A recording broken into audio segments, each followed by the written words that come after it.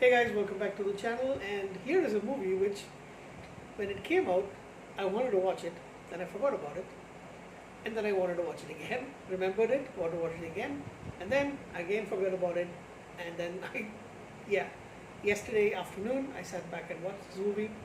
Well, it's not even that old, it's basically just from last year, 2023. It is A Haunting in Venice, which is a 2023 mystery film produced and directed by Kenneth Branagh, and this is the third movie in which Kenneth Branagh plays Hercule Poirot. Don't know how to pronounce his name in the way that French people say it, although he's Belgian, but Hercule Poirot. Poirot, whatever. Poirot is what we're going to say. Yeah, so stars him as Poirot. This is the sequel to The Death on the Nile, which was a movie I really enjoyed. You also have Kyle Allen, Camille Coughlin, Jamie Dornan. It's the first time I'm seeing him since the three 50 Shades of Grey movies. Tina Fey, again I haven't really watched her in much, although I happen to love her a lot, and she's really funny. Jude Hill, Ali Khan, Emma Lade, Kelly Riley, and Michelle Yeoh in a small role. Yeah, so this is basically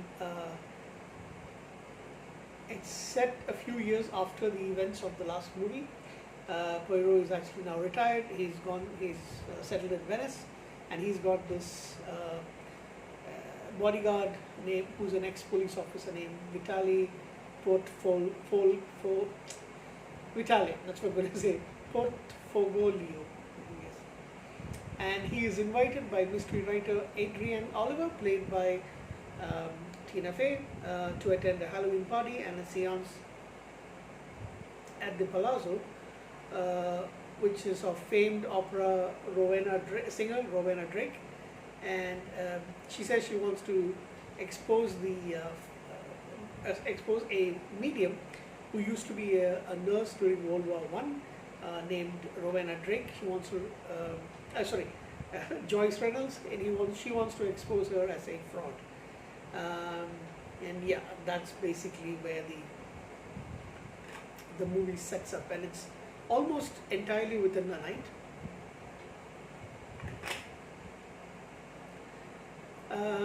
But yeah, there are a couple of murders in the movie, and even Hercule Poirot himself comes close to being killed, mistaken for Joyce Reynolds, and the detective has to basically solve the mystery. Excuse me. All right. I found a lot of the way the thing is set up, the palazzo and all the story about the children, the former orphanage of them watching it, and the current children watching the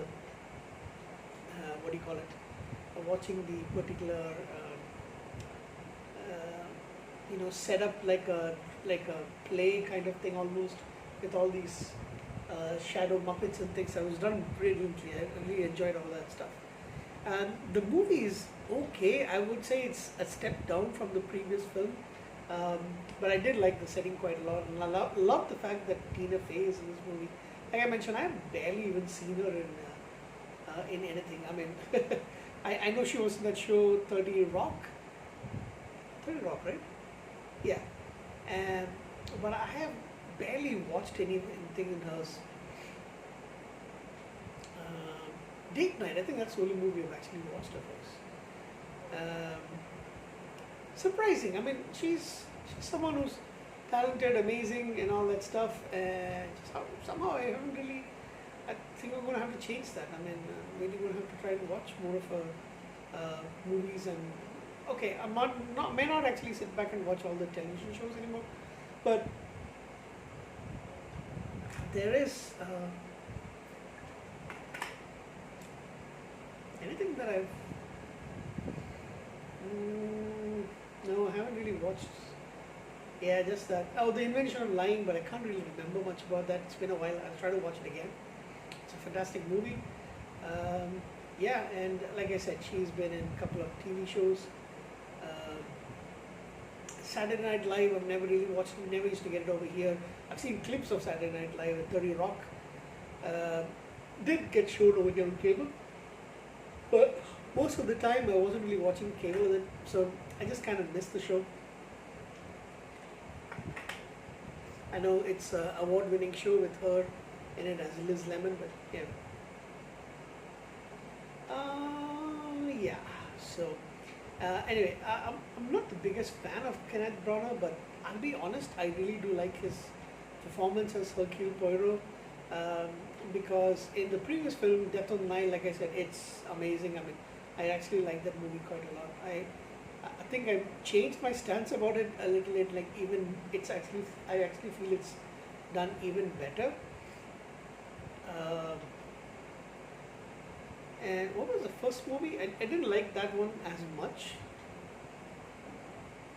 Murder on the Orient Express. It was okay, but I don't think I liked it as much as I did like the Death on the Nile. Of course, these characters and movies are based on the stories of Agatha Christie, amazing writer who, during my childhood, I've read quite a lot of novels up to my early teens. I think I don't think I've read anything of hers since I turned like 15 or 16. And this movie is actually based on Halloween Party, which is a 1969 Agatha Christie novel called Halloween Party.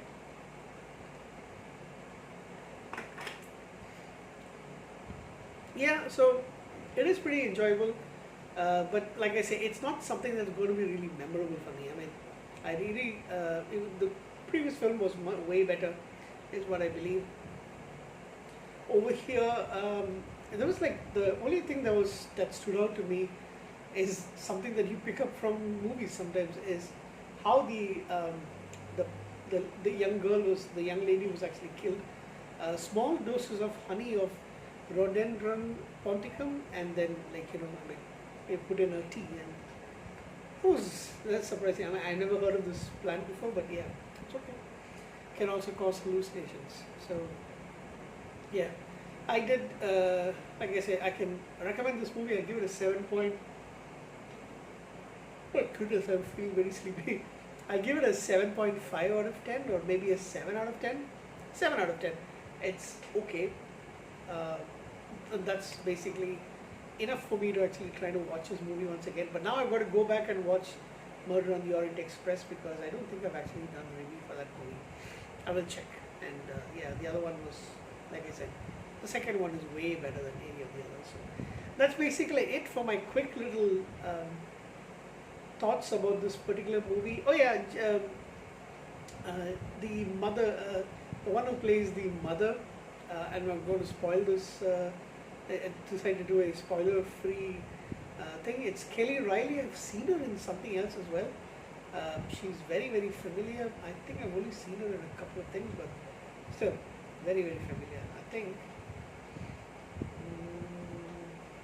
Oh yeah, she was in The Cursed.